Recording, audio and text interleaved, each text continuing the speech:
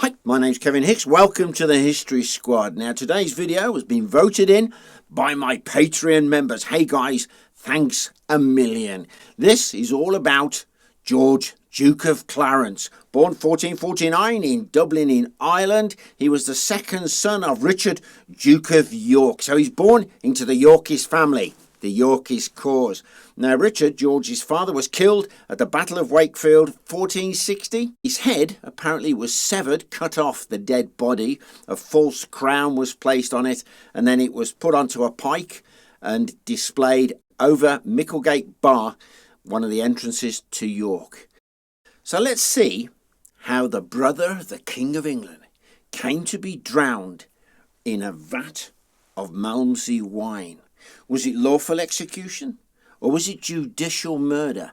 This whole story is a plot fit for Shakespeare. Oh, he did. He wrote all about it. So let's dive in and see what happens. From the age of 11, George had titles heaped upon him and granted lands, the most important being the Duke of Clarence. But he could not claim any of the finances, any of the income from his lands, because he was in his minority. He was still a child. But at the age of 17, he came into his majority. And the first thing he did was move to his castle, the castle at Tutbury in Staffordshire, a place I know quite well. He formed his household there, which was said to have been one of the most extensive and expensive of the age. He had 399 staff, get your head around that, a cost of 4,500 marks per annum.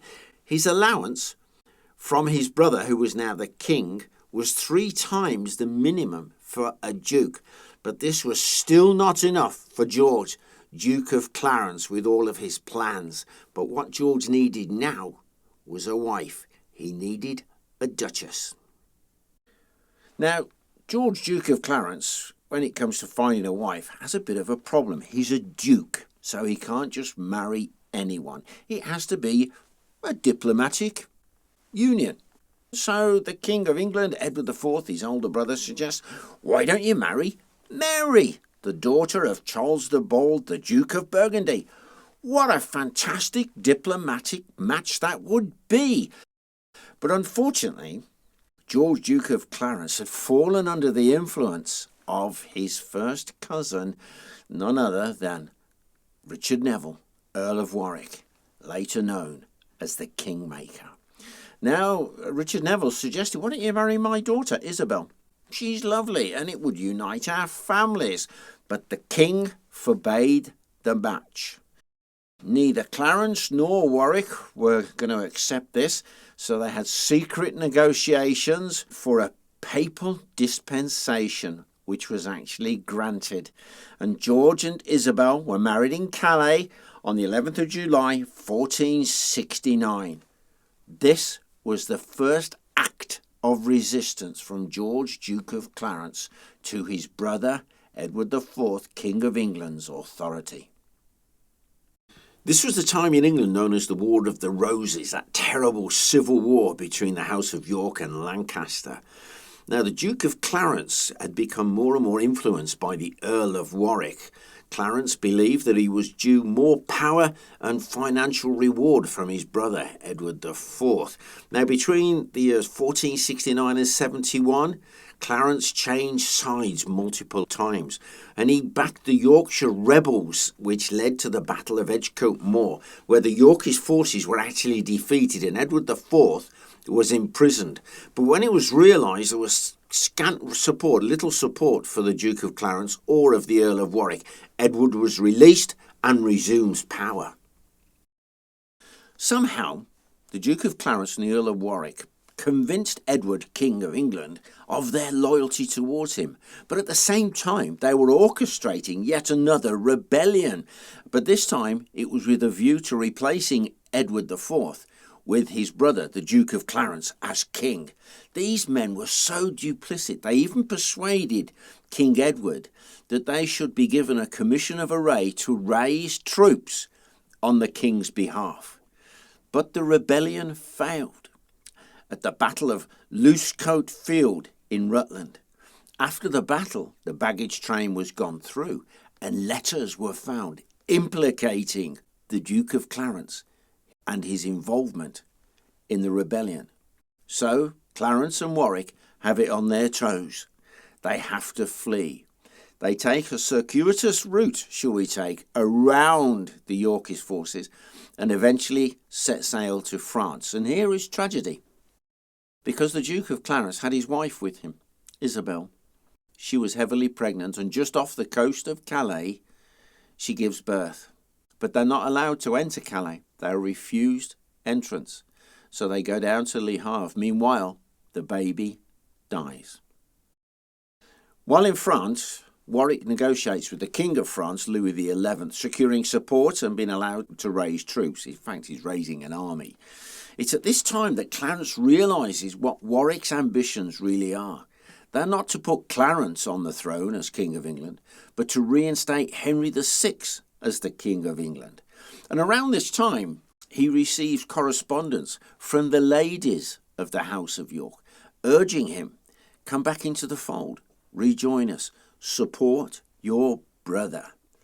But in the meantime, he stays by the side of Warwick, and Clarence is there when Warwick successfully invades England, and Henry VI is reinstated as the King of England. He actually has a second coronation, but this has really put out the Duke of Clarence's nose. His nose is well out of joint, and leads Warwick to believe that he is loyal to him. And he plays an absolute corker here, with Warwick believing that Clarence is on his side. Warwick delays his advance through the south of England, believing that Clarence is going to bring in 4,000 reinforcement troops. But in fact, what Clarence does is he leads those troops north to Coventry and hands them over to his brother. So the brothers are reunited. The Duke of Clarence now will sit strongly by the side of his brother, Edward, King of England. With those 4,000 troops bolstering his army, King Edward can now move south and engage the Earl of Warwick's forces. They meet and clash at the Battle of Barnet. George, Duke of Clarence, fights alongside his brother Edward during the Battle of Barnet, and he's actually wounded. However, the Earl of Warwick is killed whilst trying to make his escape on his horse. You'd think, wouldn't you, after everything that had gone on, the invasion of England, the Battle of Barnet, the death of the Earl of Warwick, that magnate, that there would now be peace and harmony in the House of York, but no. George, Duke of Clarence, falls out with his brother, Richard, Duke of Gloucester. It's all over the division of Warwick's lands, the Neville lands. And it's a real row, and it's quite bad. But in the end, the king himself, Edward, has to step in. But no, Clarence wants more. And in the end, he is put in his place. The king stamps his feet and punishes George, Duke of Clarence, by confiscating Tutbury Castle, his beloved house, his home. He is now forced to go and stay on his wife Isabel's estate, Warwick Castle. And here, tragedy. Isabel gives birth to a child, but she dies shortly afterwards. And George, Duke of Clarence, believes that she had been poisoned by one of her servants, Anchoret Twinehoe. He has her abducted, indicted, convicted, and executed all in one day. These are false charges. It was an absolute abuse of power. It's more likely that poor Isabel died from the after effects of childbirth, not being poisoned. After the death of the Duchess Isabel, the Duke of Clarence is eager to remarry. He sets his sights on Mary of Burgundy, the girl that King Edward wanted the Duke of Clarence to marry in the first place, but now Edward vetoes the marriage. Now the king and Clarence really do fall out, but not face to face. They shout about each other in their own households. Servants can hear everything, But it comes to a head when one of Clarence's retainers is accused of imagining the king's death by necromancy, witchcraft. He will be executed along with one of his co-conspirators. Now, although the Duke of Clarence wasn't actually implicated in any of this, what happens next is ridiculous. So I understand. The Duke of Clarence bursts into a meeting of the Royal Council at Westminster Palace and demands that the statement of innocence that had been read aloud at the scaffold when his retainers were executed be read to the council. When the king finds out about this outburst, the Duke of Clarence is arrested with regards to matters in contempt of the law of the land. But eventually, George Duke of Clarence is put on trial and found guilty of treason. Now, this business of the trial of George Duke of Clarence, none of it is straightforward. And if you remember, at the very beginning of this film, I asked you, how come the brother of the King of England came to be drowned in a vat of wine? And was it legal execution or judicial murder? You see, the Duke of Clarence had discovered that Edward's marriage to Elizabeth Woodville may have been illegal. Edward, so it seems, may have had a pre-contract with Eleanor Talbot, which means it was a promissory of marriage. If that was true, then all of Edward's children would be illegitimate. And the next in line for the crown would, of course, be George, Duke of Clarence. Now, some dispute this, and it was never proven. But when you consider the trial was prepared by the Queen's family, and if the Queen really did regard that the Duke of Clarence was a threat to her family, he needed to go. Witnesses to the trial were shocked at the spectacle of the king and his brother, the Duke of Clarence, arguing and in dispute in open court. And they were also concerned about the procedures in the court, where witnesses were also acting as prosecutors. Many of these witnesses were not convinced of the guilty verdict. Was it a setup? So, George, Duke of Clarence, was executed for treason at the Tower of London on the 18th of February, 1478.